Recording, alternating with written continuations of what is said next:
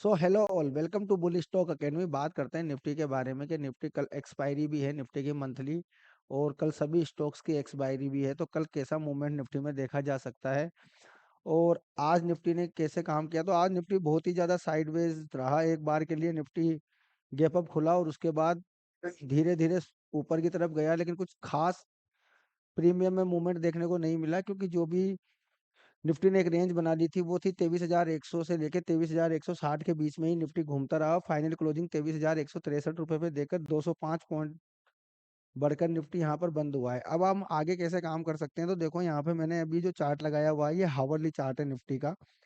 यहाँ पे आप देखोगे तो हमें एक ट्रेड लाइन दिखाई दे रही है जो कि इस प्रकार है। यहाँ पे आप देखो तो हमें एक ट्रेड लाइन दिखाई दे रही है।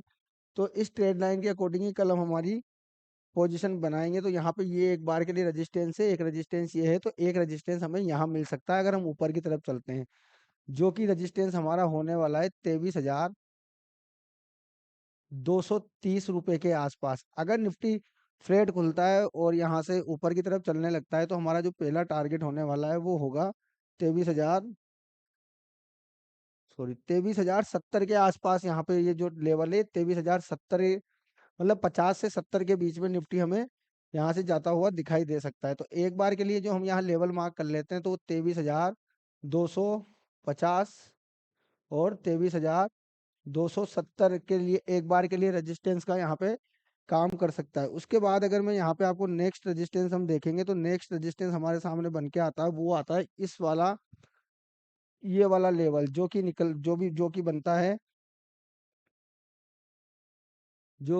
है, तेईस हजार दो सौ, सॉरी, तो 23,350 रुपए का। तो यहाँ पे मोटा मोटा आप इस तरीके से लिख लें, 23,250 और 23,350, ये सारे रेजिस्टेंस का काम करने वाले हैं, क्योंकि ये जो ट्रेड लाइंस हैं ये मार्केट को रोकने की कोशिश करेगी। अगर यहाँ से बाजार निकलता है एक बार के लिए और इसी जगह पे थोड़ा रुक के ऊपर की तरफ निकलता है तो फिर जो हमारा नेक्स्ट रेजिस्टेंस होगा वो 23,400 के आसपास भी निफ्टी कल जाता हुआ दिखाई दे सकता है। मुझे जहां तक लग रहा है यहाँ से निफ्टी एक बार के लिए 23,300 तो टच करना चाहिए, क्योंकि उसका रीजन है, अगर मैं इन सबको हटा के आपको अलग तरीके से एनालिसिस करके दिखाते हैं तो मैं यहाँ पे एक बार के लिए डे चार्ट लगा देता हूँ।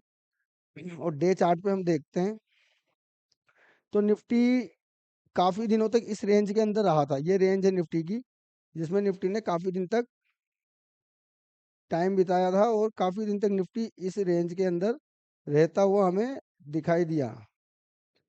तो यहाँ से आप देखोगे तो ये रेंज थी निफ्टी की, लेकिन क्या हुआ था, निफ्टी ने एक बार के लिए यहाँ पर इस रेंज को तोड़ के नीचे क्लोजिंग दे दी थी, लेकिन जो लास्ट ट्रेडिंग सेशन था उसके अंदर भी निफ्टी ने ऊपर जाने की कोशिश की और वापस से नीचे ही क्लोजिंग दी थी। लेकिन आज निफ्टी ने एक बार के लिए ऊपर क्लोजिंग दी है, वो भी एक अच्छी खासी बुलिश कैंडल के साथ। तो अब जो नेक्स्ट टारगेट निकल के आता है ना, वो यहाँ पे 23,340 से लेके 23,350 रुपए की रेंज निकल के आती है। तो हमने जब अभी उसको पहले हावरली चार्ट पे एनालिसिस किया था तब भी हमारे पास ट्रेड लाइन के अकॉर्डिंग 23,350 के टारगेट निकल के आए थे। और यहाँ पे भी, क्योंकि ये पूरा अपना डे चार्ट है, तो 1 2 3 4 5 6 7 8 9 10 10 दिन तक निफ्टी ने इस जगह बिताए हैं और उसके बाद एक बार के लिए यहाँ पर अपने रजिस्टर सपोर्ट को तोड़ा था। लेकिन ये एक ट्रैप भी हो सकता है, क्योंकि यहाँ पर जब लोगों ने क्लोजिंग हुई तो काफी लोगों ने यहाँ पे सेल पोजीशन बनाई है। तो अब ये हो सकता है, क्योंकि जिन्होंने यहाँ सेल किया है, उन्होंने अपने स्टॉप लॉसेस यहीं रखे होंगे। जो पोजीशन कैरी फॉरवर्ड करके चलते हैं ये उनके लिए। तो हो सकता है निफ्टी कल एक बार के लिए हमें 23,350 तक भी जाता हुआ दिखाई दे। तो आपको तो लेवल टू लेवल प्ले करना है, तो हमारा पहला टारगेट रहेगा 23,250 और 23,350। अब नीचे तो जब तक नीचे की तरफ निफ्टी फिर से 22,970 रुपए के नीचे सस्टेन नहीं करता है, तब तक अगर कोई डिप आता है तो वो हमारे लिए बाय ऑन डिप होगा, ना कि वहां पे हम सेल करने के लिए जाएंगे। आप लोग भी सीखना चाहते हैं इसी प्रकार का टेक्निकल एनालिसिस, तो ज्वाइन करें bullish stock academy. Thank you very much.